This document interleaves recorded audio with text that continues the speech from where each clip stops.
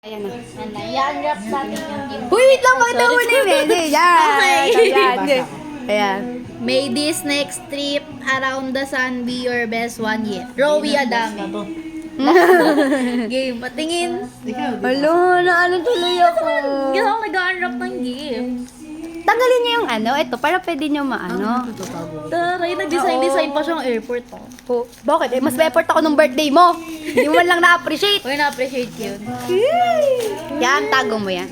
Nagtatago ako ng mga ganyan eh. First be, ulo. May pinapamukha si Rowie. Babe, i-just mo naman, babe. Uy! Oh, ulo, be, ang ganda. Excited yan, excited.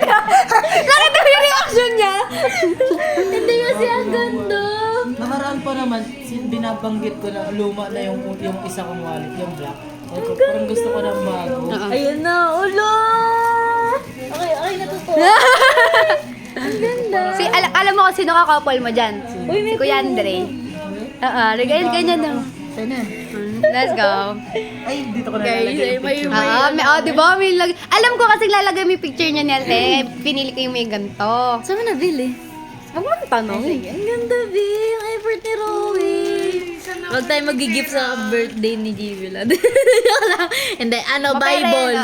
Bible. Ay, umalis ka yan. Galang ito may wallet mo ya. Ay, couple. Couple. Ito kasi ang ganda. Kakanya na lang. Ang ganda. Ang ganda lang. Lagay mo ulit yung picture niya ni Ate. Yung picture natin, pamilya. Ayun na. Couple. Couple. Ayun na. Dali, ganun mo na. Ganun mo. Ganun mo na kanya yan. Dito ka, tabi ka. October babies. October babies. Picture na kaya kay Idol.